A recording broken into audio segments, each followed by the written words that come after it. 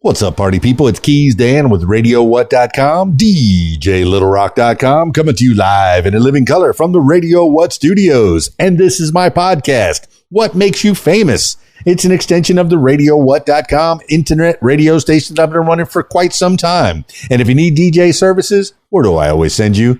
DJLittleRock.com. One more time, DJLittleRock.com. Check availability and get a free price quote, and maybe you can have me at your next event. You know I like to party with the people. The people need to be entertained. Oh, you're not entertained? Let me entertain you. Speaking of entertainment, today on the program, I have Stacey Jackson, Stay Rocks. Oh, you know that name. Dance music out of Canada and England and the world. Yes, Stacey Jackson. That's Stacey Jackson. You're going to get to hear a little bit more about Stacey Jackson in the next few minutes, so stick around. Very excited. This week's shows, let's see. Oh, Friday night. I have my usual Friday night gig at the Rab in Conway, Arkansas, the video dance party, karaoke jam. Yes, I said karaoke. You're the stars of the show. The stage is set up, the microphone is there, and you become a star, at least for 3 to 5 minutes, however long a song is, unless you pick one of the really, really long songs. Then I'll take a break and sit at the bar and listen to you sing at the Rab. They got a full bar. The kitchen's open. Pool tables, pool tournament on Friday nights. If you want to try your hand at playing pool and possibly make some money while you're doing it, check out the pool tournament. And also check out the food. It is delicious. The new owners are the owners that own the Italian restaurant in Conway, Arkansas. And they have really spruced up the kitchen at the Rab in Conway, Arkansas. So come and visit with me Friday night. My usual Friday night gig, 8 p.m. until 12:30 in the AM. That's the Rab in Conway, Arkansas. And then on Saturday, I think I have a birthday party or something going on. It's something that got booked just last minute. So I'm kind of excited. You know I do a lot of weddings. I really appreciate the weddings. They take a lot of work and a lot of preparation. And I do appreciate when I get to do people's weddings or even their corporate events, stuff like that. It takes a lot of preparation. When I do an informal get together, that can get pretty fun as well, because they're singing all kinds of songs, all kinds of music. I become their human jukebox, mixing it up, and then maybe some Stacey Jackson music will slide in there. Maybe, no, for sure. All right, that's enough intro. Let's get into it with Stacey Jackson, Stay Rocks. I got her on Skype, so if you're listening to the audio version of this, I encourage you to check out the video version on my YouTube page, youtube.com/user/Keys Dan. Skyping Stacey Jackson now. Stacey Jackson, Stay Rocks. You rock. Well, I try, but I obviously don't rock when it comes to technical stuff. Oh, I don't believe that for 1 minute, because you are a techno goddess, a techno queen. The rhythms are gonna get you if you're listening to Stacey Jackson's music. Oh my goodness, 128 beats per minute. I know at the club this weekend, Stacey Jackson's gonna be rocking on the video screens and on the audio at my club show in Conway, Arkansas. Yeah, you're going to be playing in Conway, Arkansas on Friday night at the Rab, because you're going to be my featured artist. I like playing different kinds of music for the people that are there. Generally, they're my age, somewhere in their early to mid 50s, somewhere in that area. So we come from the 80s, and we're here to help. And I'm very excited to chat with you. Class of 86 rules. That's me, baby. Me. But where do we find you today, Stacey Jackson? Well, today I'm in Miami, and then I'm heading up to Atlanta tomorrow. I'm nominated for an International Singer-Songwriter Award, so that's pretty exciting. And I've got a new record out and a new book coming out, and it's going to be a crazy few months for me. But yeah. Well, I know you're in Miami. You come from somewhere in Canada. Whereabouts in Canada are you from? I'm originally from Montreal, but I reside in London, England now. I don't sound like I do, but I've been living there for 23 years. Well, what do I know? People here in the States, we try to do a British accent. I believe that the English people, the Brits can do better American accents than we can do English accents, because they always make fun of us when we do English accents. We want to be Cockney or take away our H's or whatever. But I know when the Brits do their American accents, it's very affected. They really enunciate their words, because after all, it is the Queen's English, and you want to make sure that you are understood with every word, every syllable. That's 100% true, and that's probably why I haven't lost my North American accent, because I'm probably, I don't know, too scared to be thought of someone who's trying to put it on, I guess. But my kids grew up in Britain, so they weirdly have full-on proper, English schoolboy and schoolgirl accents. It's very cute. Well, I'm imagining them wearing the Angus from AC/DC's uniform when they're going off to school. Mummy, I'm off to school. Pack my lunch, tea and crumpets, stuff like. Oh, I think I just did it. I made a faux pas. I tried to do an English accent. I'm sure it was horrible, and people that are listening in England are going to be cringing right about now. Potentially, but no, I thought you sounded very cute when you did that, so I wasn't offended. I think it's great. I don't know how you didn't get the accent, because Madonna went over to England for about 3 hours, and she came back with a full-on God Save the Queen accent. Oh my goodness! So yeah, it can be put on. It can be put on. You're absolutely right. It can be put on. But what's interesting about living in London is it's really not the accent per se. It's more the language. So for certain things, their expressions and descriptions of certain things are just different words. So for instance, like when I was pushing my baby in the stroller, and then I needed to put it in the trunk of the car. An American would say, put the stroller in the trunk, but a Brit would say, put the pram or put the buggy in the boot. And so it was those sorts of things that I had to learn, and because I needed to communicate, they wouldn't understand. Or another funny story, I came out of a yoga class, and I was with a friend of mine, and she left she meant her yoga pants. When she changed, she said she left her pants in the studio, and we were already in the taxi, and the taxi cab was like, whoa, that's like too much information, because pants are actually underwear. So the taxi cab driver was like, oh my God, this woman just left her underpants in the studio, but actually it wasn't, it was her trousers, right? So you have to sort of, it's more like learning the language, even though it's the same language. It's quite funny. It's semantics. You're learning all over again. And the only time I really hear your North American, your Canadian accent is on the boots. What's a boot? Yeah, because I'm watching some of your videos, and my goodness, I am so happy. I'm a child of the MTV age. I'm so happy that you took the time not only to make great music, but also to put a music video to it, because I do video dance parties, karaoke jams, and I love that you've put visuals to all of your songs, or a lot of your songs. And a lot, yeah.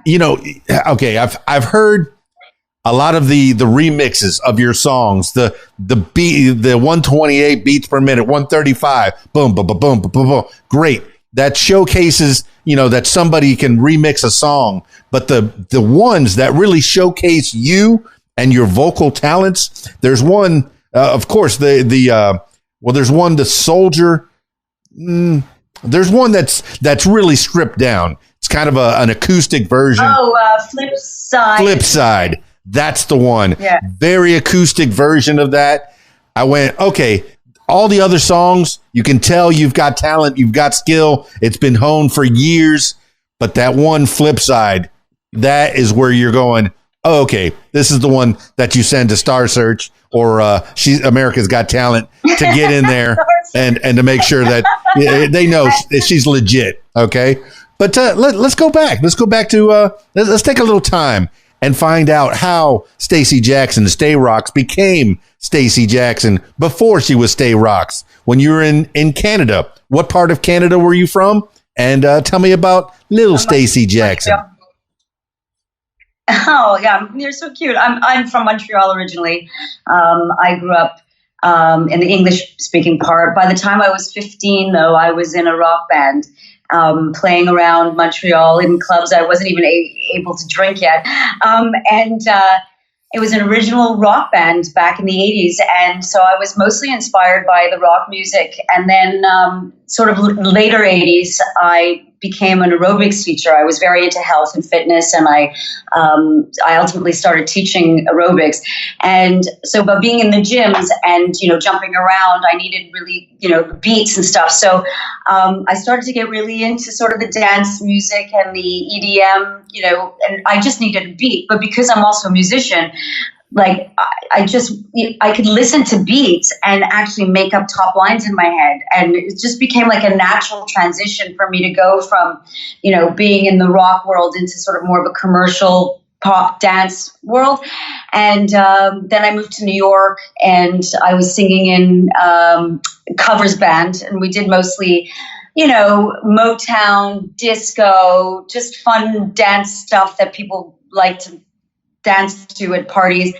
And then I moved to London, and I took off a lot of years to raise my kids. So I didn't really think that I was gonna, go back to being in a band again, to be honest. I thought, well, I'm getting too old for this, and I'm never gonna actually get to live my dream. And don't get me wrong, I would have been absolutely fine just being a mummy, and my kids are my life. But I was itching to, to go back to at least sing in a band. So I aligned myself with this charity called Music for Youth, where I was mentoring kids, and they basically are a charity that provides a platform for kids to perform all over the country at festivals.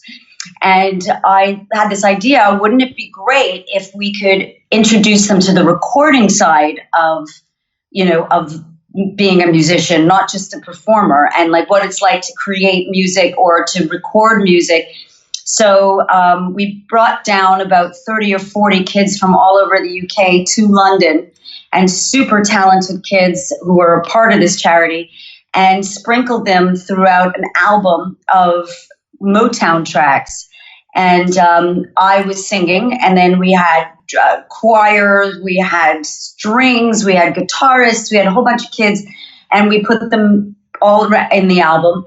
And it got a lot of noise in London, and there was a pretty popular DJ at the time who was affiliated with the charity, and remixed one of the songs off of the album. And there I am a couple of weeks later, sitting between Lady Gaga and the Scissor Sisters on the chart with the song. And my life changed basically from there. Like, it was really crazy.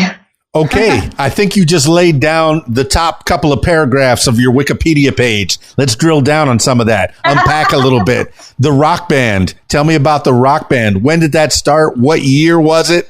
Were you just out of high school? And, what was the name of the band? And you said it was original rock band, no covers. Tell me about that. Yeah. The band was called Cold Front. It was back in 1985. We wrote all original music. I usually wrote, funnily enough, it was with my drummer and I were the writers, and they used to lock us in the garage until we came out with lyrics. and we played all around, different clubs in Montreal, and I was in the band for many years. And then I got accepted to a great program at university, and my band was like, no, we're going on tour. My parents were like, no, you're not going on tour with 5 guys and a roadie. You're going to school.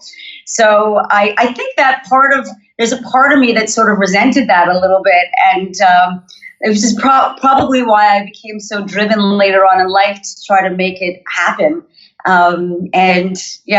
So the band, in fact, Soldier, this is a funny story. I'm glad you asked, because Soldier, which is my new record now, was actually based on a song I wrote with my band back in high school in 1985. It wasn't called Soldier, and the lyrics were totally different, but there's an element to the melody that I loved so much back in the 80s. And because my music sound is very 80s, I thought that by keeping the integrity of the song, we could sort of revamp it into something that was current.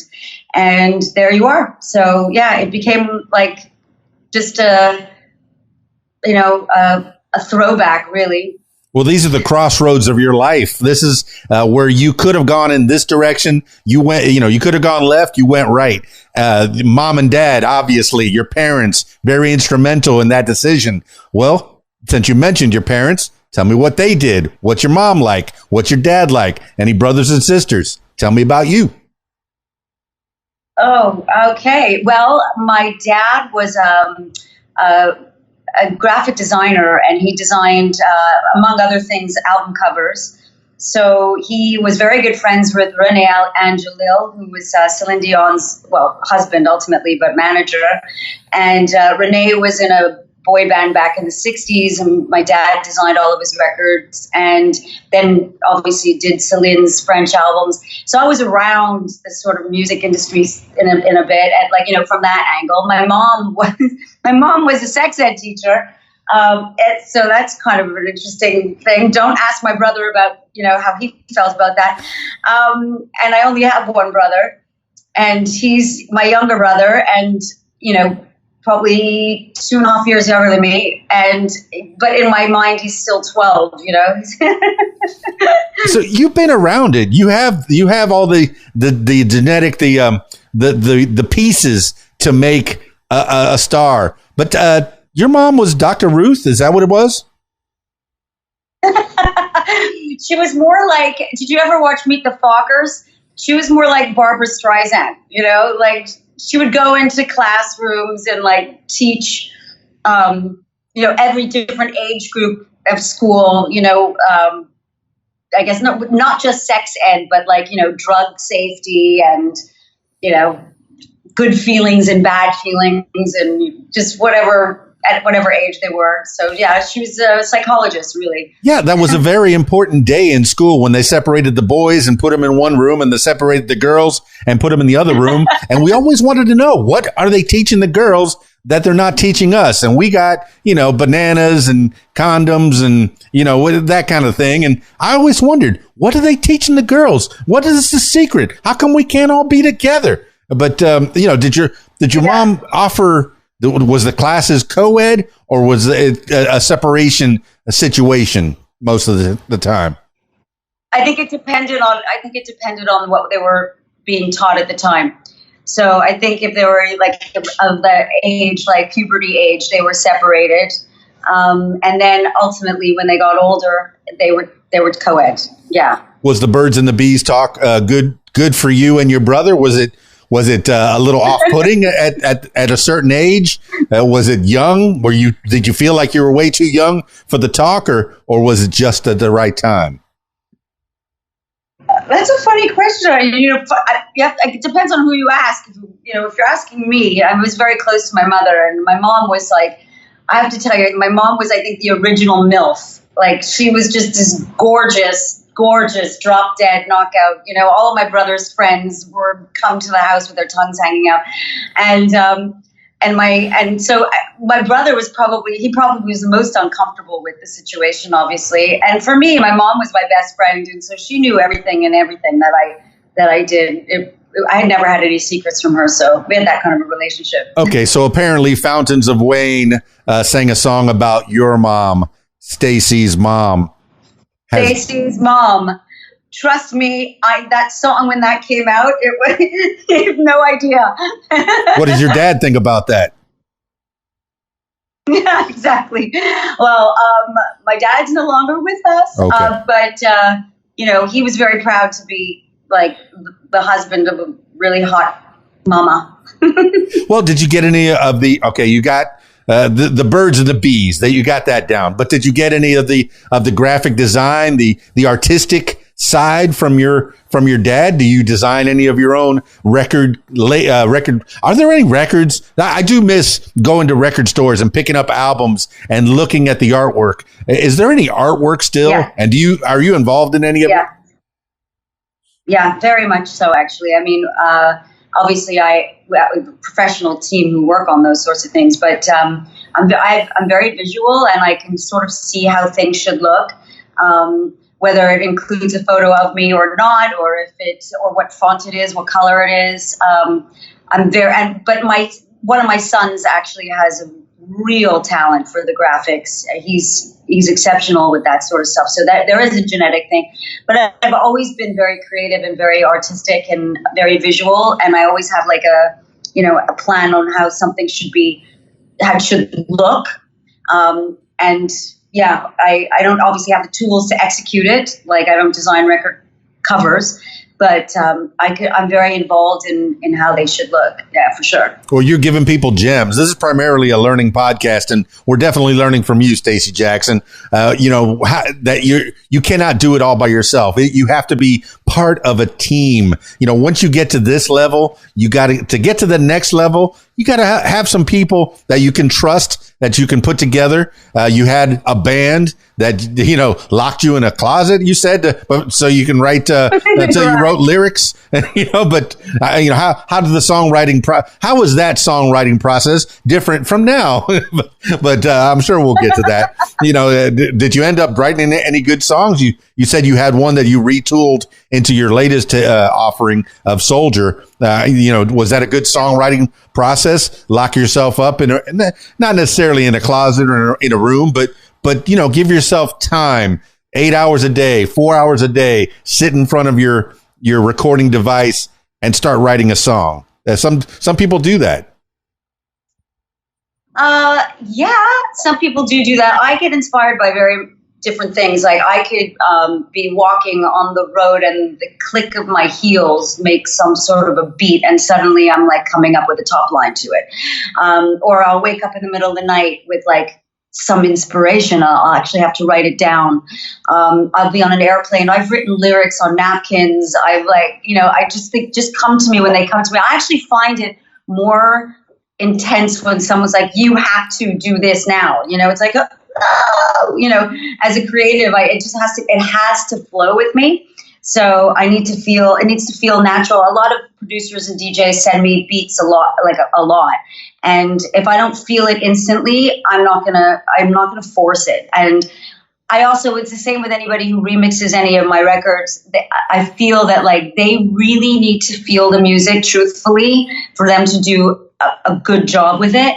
If you don't feel it, then don't do it. Like it's just as simple as that. And you probably are the same. Like you're going to feel the music. You're not going to play it if you don't like what you're playing. Right. So it's the same for when I'm writing. If I'm not feeling it, I'm not going to write it. Well, I know that I have different types of events where I know the crowd and they expect me to play this type of music and only this type of music. But when I have autonomy and I can play what I want, oh my goodness, what a wonderful feeling where you're not locked in a box. You can play what you want. You could sing what you want. Now, another thing that you touched upon when you were rattling off your top two paragraphs of your Wikipedia is that you taught aerobics. I may not look it in this shape that I'm in. I could donate my body to science fiction at this point, but I used to teach cardio funk. I was a firefighter down in Key Largo, and I worked at a gym down in Key Largo, just a little south of where you're at in Miami. And I taught step aerobics and cardio funk. Those were my favorite. I really enjoyed getting in shape, but then also helping other people to get in shape as well. And I don't know if you do this. I do. I used to do this. Okay, 2 more. Okay, 2 more. Okay, 2 more. Okay, 3 more. And they're like, what? Stop it. Stop it. We've already done 50. Stop it. Okay. How was your aerobics teaching? You just described it. I was like exactly that. And I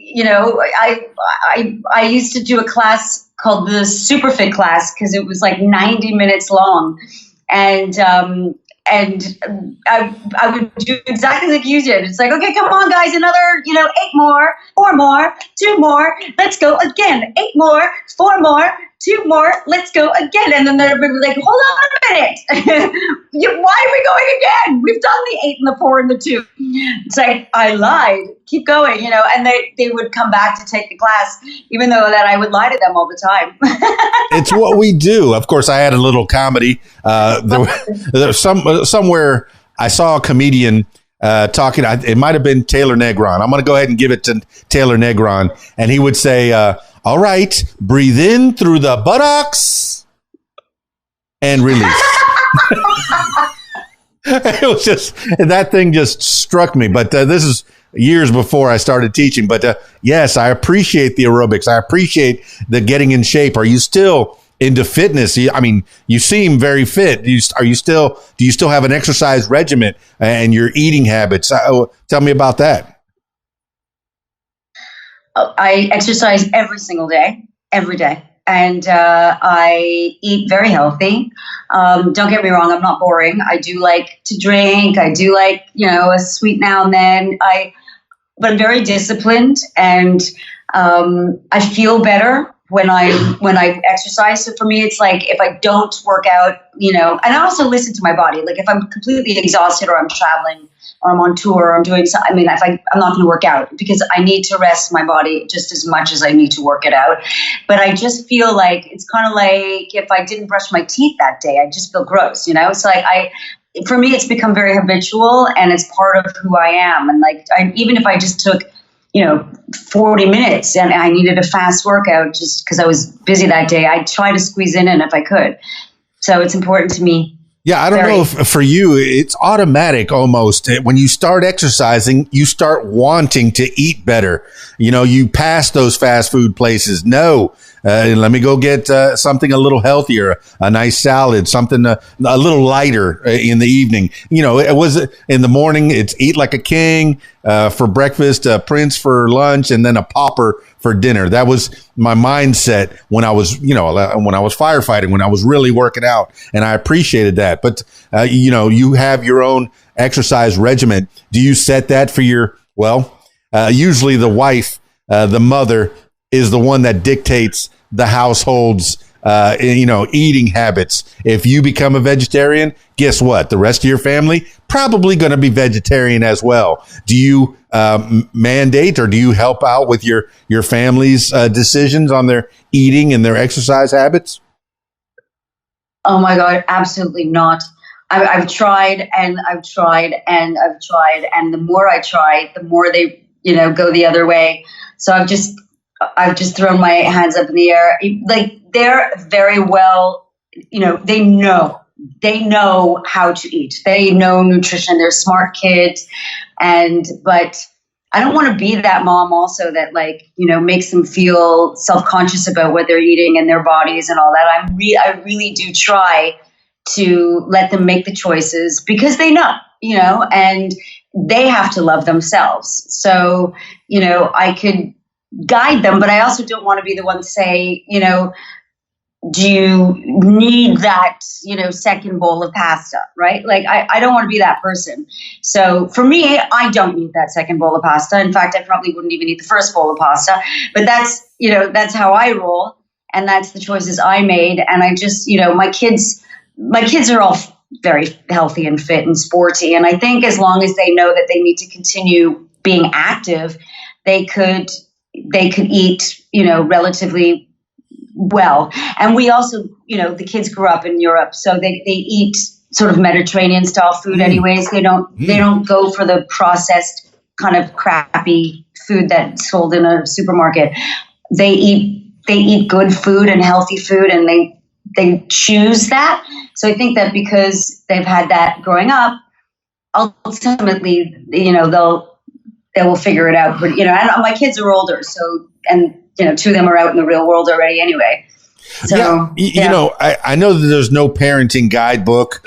Some people use the Dr. Spock. Some people use the Bible. Some people, you know, use different guidelines to kind of help out. But I think the only thing you could do is probably be a good example. And then hopefully they'll follow that example a little bit. You know, I still remember my mom, you know, she worked hard. So I work hard. I learned some things from my parents, you know, so I think be a good example. Is that the best thing you could do?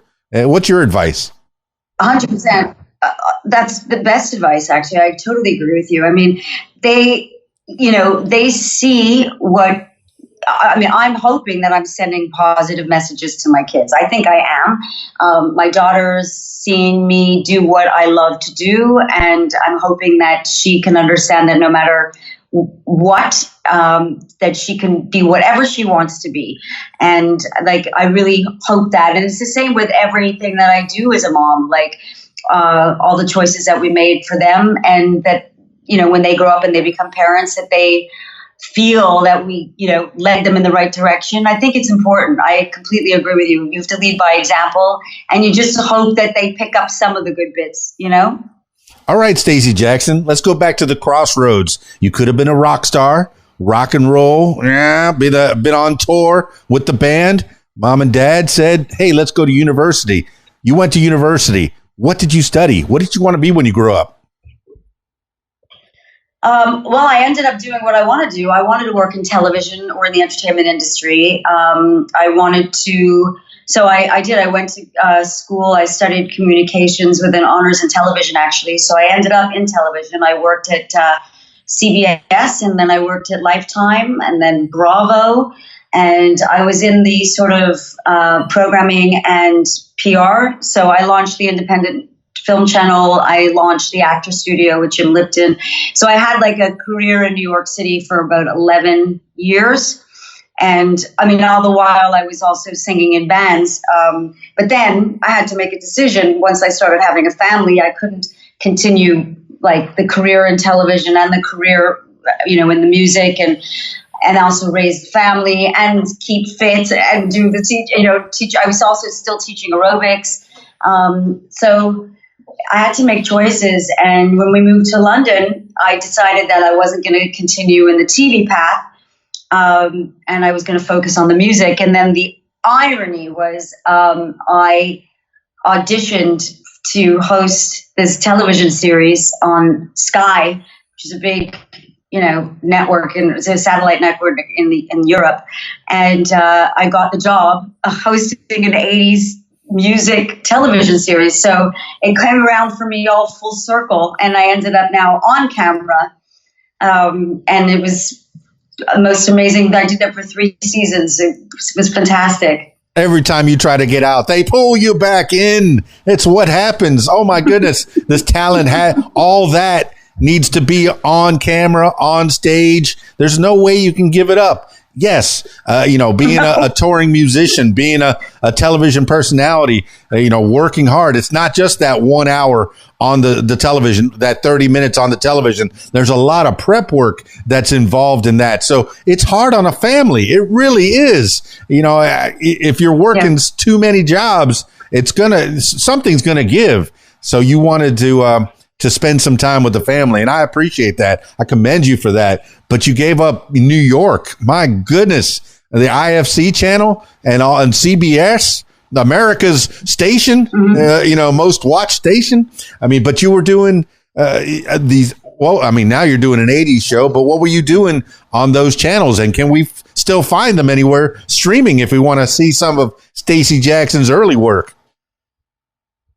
I wasn't on screen. I actually did all of the sort of promotion side of things. So I was behind the scenes on most of the networks that I did. So I launched, like when I said I launched the independent film channel, I actually did launch the network when it came out. I was working with Quentin Tarantino, and it was very cool. And then Jim Lipton for the actor studio on Bravo was a brand new show, and so I did all of his PR and promotion. It was quite something, actually. I worked at Lifetime Television. In fact, they gave me all of the fitness and health television shows to launch. So back in the day when they had like fitness, people on early morning to like, wake up with Denise Austin kind of thing. So I was the one behind the scenes making sure that people were going to watch her. So I did a lot of PR for that. And I learned so much, in the music industry, like a lot of how do you get your music out there by having the experience of working in the sort of promotional side of things for that long. I knew how to sort of make the music seen and heard, rather, not seen, but seen on YouTube, obviously. But, so I was very lucky that I was able to pull upon various different experiences of my sort of work journey in order to become who I am today. Once again, giving people gems. Okay, look, the shelf life of an actor can be very short. You work on a television show, it might last one season. Maybe you'll do the pilot. It won't get picked up. The people that work all the time are the ones behind the scenes, behind the camera, the directors, the promoters, the producers. These are the people that will work even if the actor has lost his job or lost his way, lost her swat of Eve, her ability to act. But you gain some skills behind the camera, and that helps you in anything. I've worked behind the camera. This face shouldn't be in front of a camera. Why? Why am I doing this? Why do I put a video version of this out? I don't know. Maybe because Stacey Jackson's there next to me. That'll help. That'll help. Hopefully we get some views on that. But Stay Rocks. Tell me about Stay Rocks, because branding is what it's all about. Okay, you have Stay Rocks, STAEROX. When did that come about? 2007.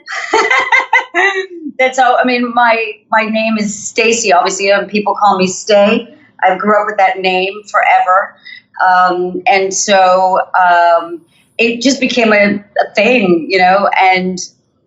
But my friends, my daughter's friends call her K-Rocks. Her name is Kaylee, and they call her K-Rocks. Very cute. But it wasn't meant to be like a branding thing. It turned into that ultimately. Like I launched a line of fitness clothes, and we called it Stay Fit, with the play on the word stay, obviously. So it ultimately transitioned itself into something. My music is Stay Rocks. My fitness is Stay Fit. Obviously, if I ever launch any other branding, maybe homewares, Stay Home. Maybe some lingerie, Stay Sexy, or makeup brand, Stay Beautiful. I don't know. Just, we're having a cute little play on words with my name. So, well, I got branded. I either branded myself or got branded with Keys Dan, because I'm from the Florida Keys. And then here I am in Arkansas, and Keys Dan will not leave me. So maybe it's musical Keys. Hey, branding, right? That's what the kids are talking about. And you got inspiration from your child, from your daughter, K-Rocks. Wonderful. That's why we have kids, so they can inspire us. And then hopefully they'll take care of us when we're old and withering away. Please. Older. Please. Or maybe they won't. Maybe they'll just let us wither away. But it seems like you have a good family unit. You have some people that are at your side, that are learning from you, and they're becoming good, upstanding citizens of the world. All right, let's go once again. Once you get out of college, get out of university, what's the plan for Stacey Jackson? You get into, well, you've already said you got into television. How did you get that first job? Was it through the school? I went to Connecticut Schools of Broadcasting. They promised me that they would get me a job. I got a couple of intern jobs, but for the most part, you gotta hustle in this business. Tell me about you getting out of university. Was it a hustle, or was the doors opened to CBS? The CBS was through the school, so I was very lucky. And my boss at the time, they weren't hiring at CBS, but I guess they liked me. So I stood over my fax machine and sent out like a zillion of these CVs to like all these networks. And my boss obviously put in a good word for me, and I got a job at Lifetime, and that was awesome. And ironically, years later, right before I moved, so like probably 2 years before I moved to London, like CBS got bought out by Westinghouse, and this was like, we're going back to the 90s, right? And so my boss, who was my boss at CBS, obviously was going to lose his job because there was somebody else that was going to take over his role. And he rang me up after I had like now a career at Lifetime and Bravo, and asked me if I wanted to be his partner to run the entertainment side of the PR firm that he opened up, which is now one of the biggest PR firms in New York City. And I said yes, and I did it for 2 years, and then I moved to London. And I thought that I was only going to be in London for a couple of years, like, just as an adventure. And 23 years later, I never went back to the PR side. I said, no, I wanted to focus on my music. This is my time. This is, so here we are. Okay. So why did you go to London? What was it? Was it your husband, or what took you to London? Yeah. Originally. And his job took him to London, and we were very lucky. They gave us a lovely expat package, and, they paid for our rent, and it was like really lovely. We're going back into like the late 90s when that was happening. And then all of a sudden my career started to take off in the music industry. And between the two of us, we looked at each other and we were like, well, why are we going to go back? This is, and especially because, in terms of dance music and stuff, like for me to have been in Europe was the right place at the right time. And I just was like, we love it here. Let's just stay in London. So that's what happened. I agree. That is the spot to be. If you're doing the dance music, the type of music that you're primarily in, because you do other things, you have other ideas, but I do appreciate the remixes of some of the 80s songs, the Urgent. And I know there was another one in there that I was listening to, but some sugar, white snakes, love. Yes. The remixes, lending the Stacey Jackson, the Stay Rock's voice to these 80s classic songs. How do you get the ability to do those? Is that something you have to license, or you're putting out a something for free, or something to showcase your voice? No, it doesn't really work that way. It's obviously I didn't write the song, so I wouldn't get any of the publishing on it. My version, I would own the performance rights to us, right, or the master rights to that version, but I wouldn't get any publishing royalties on any of the remixes. So, or any of the remakes, which is why I tend not to do that many.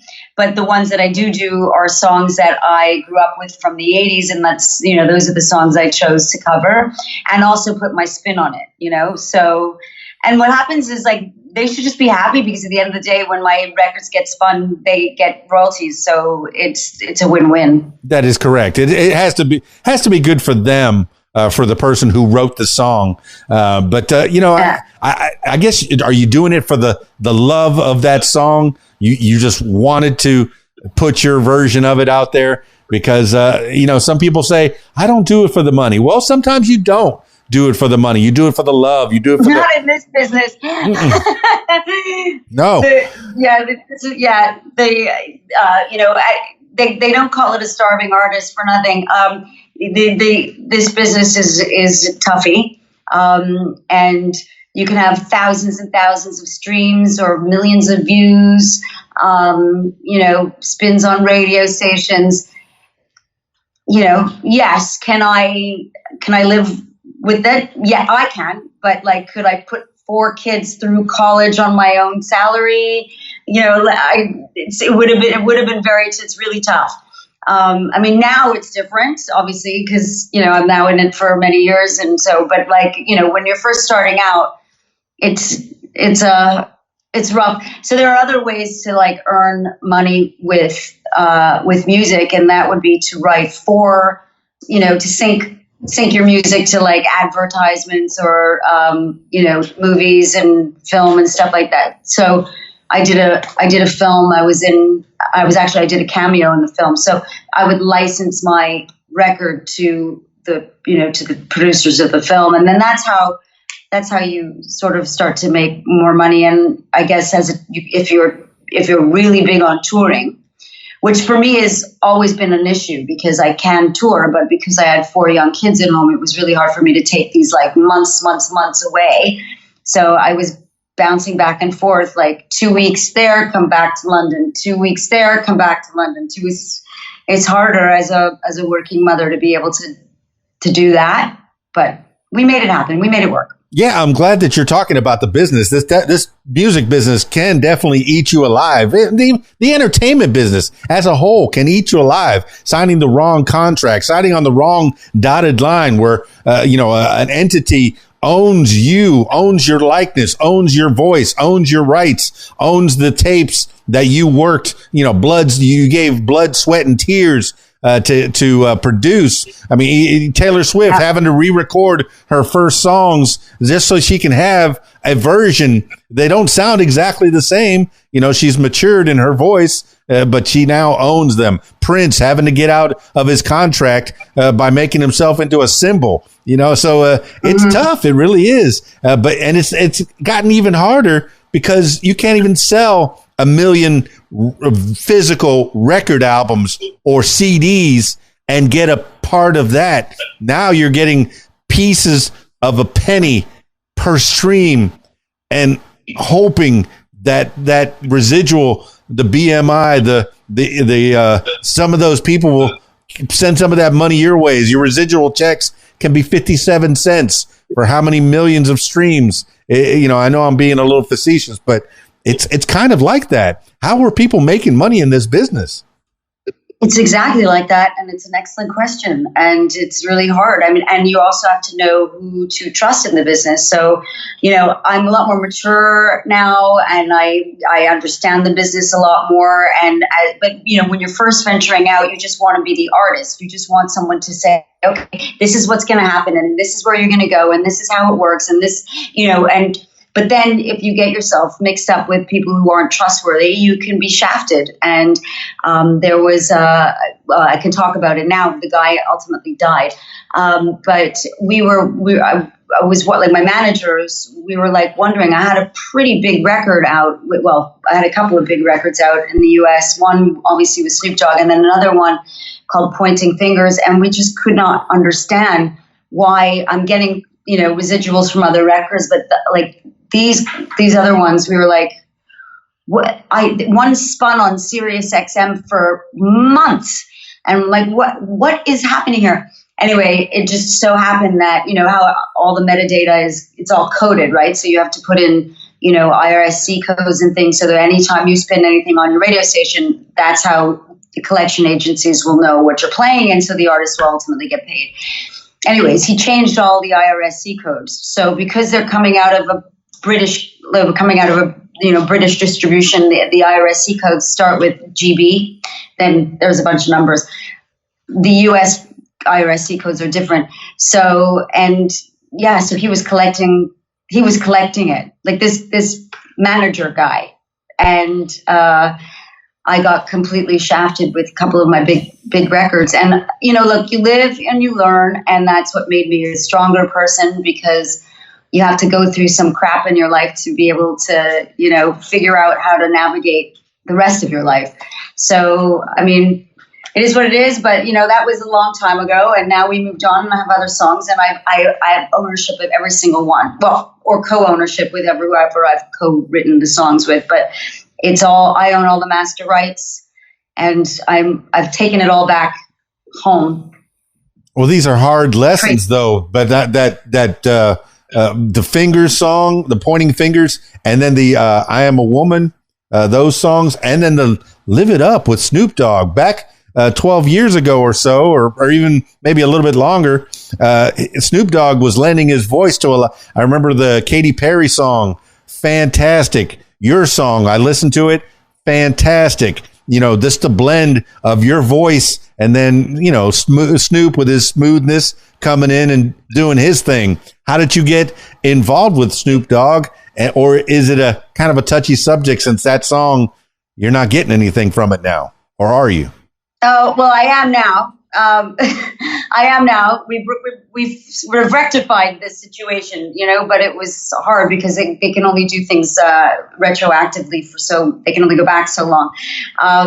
But yeah, we solved some of the problems. But so Snoop, I was being managed by a very interesting guy who you might have heard of. His name is Stephen Mashat.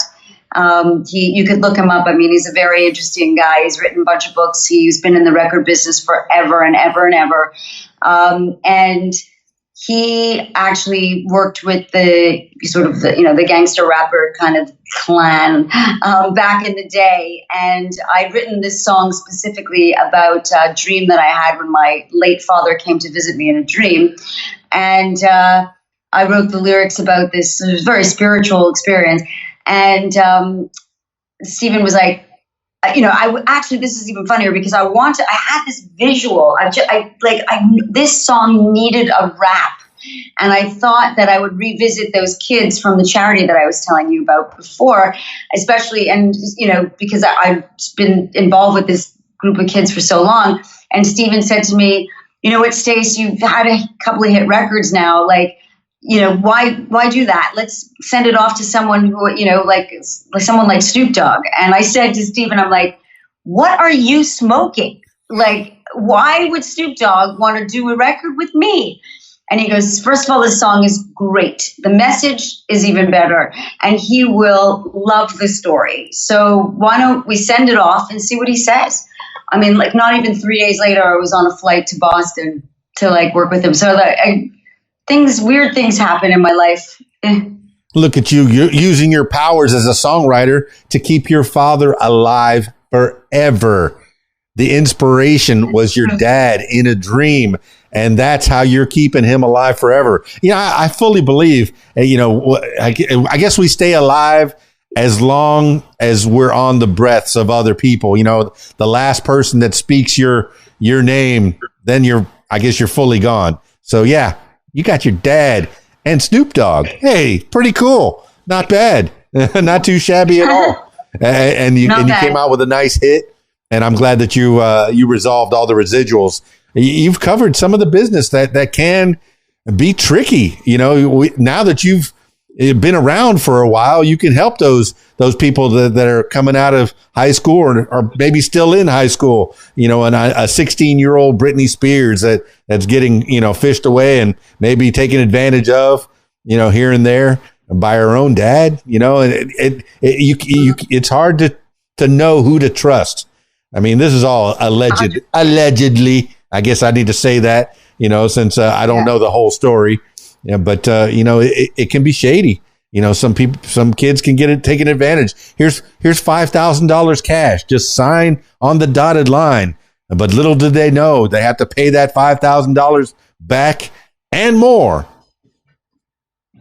Yeah, no, it's insane, this business. But I also, obviously, as I've grown and matured through the business, I now have aligned myself with better quality people, and it's just now I know better, right? And I know the questions to ask, and but I've done master classes before with people who are starting out in the industry, and they ask me a lot for advice, and it's great. I'm very happy to help and mentor anyone, but sometimes people also have to live through making mistakes. I was just talking to somebody the other day, and I said that failure is actually the road to success, and getting rejected and trying to navigate not just your business but your life.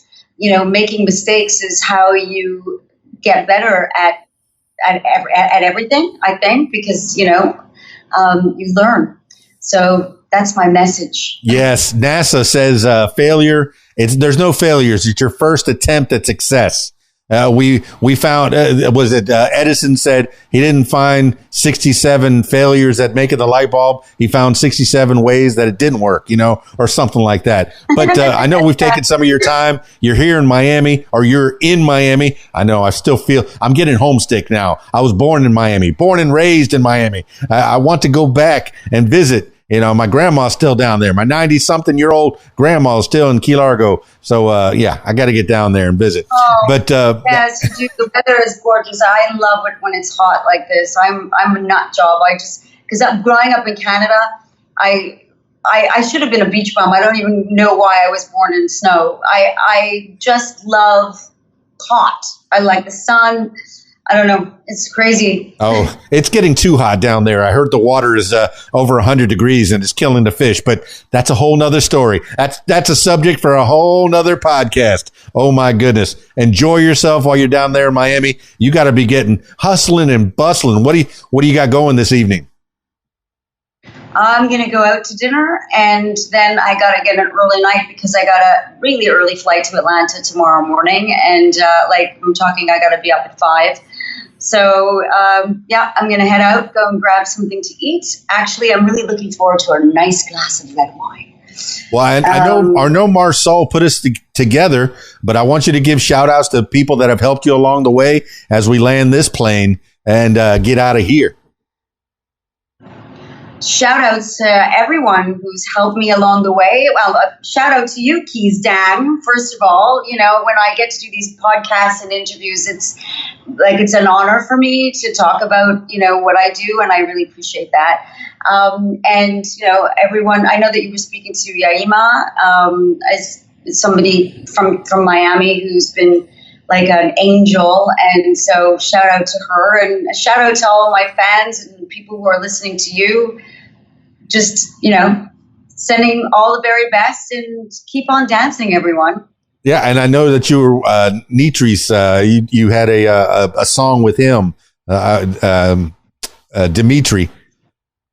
Yeah. That's fantastic. Yeah. He's from, we have a great song called Viral. And that's won a bunch of awards. In fact, I'm going to see him in Atlanta as well. I'm so excited. We're going to do a song together. Yeah, it's very, very, very cool. Well, I'm so excited to hear what comes about with the ISSA. I do appreciate that there's awards for the independents as well. It's nice to be recognized. Yes, you put all this stuff out into the world, but it's nice to be appreciated. Oh, thank you. You like that thing? I appreciate it. Thank you. I made that thing. So I know we've only scratched the surface of Stacey Jackson. We got a little overview of how you became who you are. But, I don't want this to be the last time that we talk. As time progresses, if you have anything else to promote, you come on back. We don't have to tell your whole life story, but we can just help you promote what you're doing at that particular moment in time.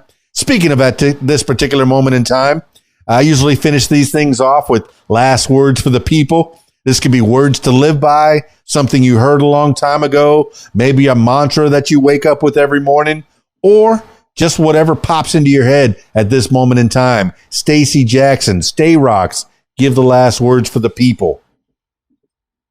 It's never too late to live your dreams. Well, there you have it, party people. Stacey Jackson, Stay Rocks, at Stay Rocks, STAEROX.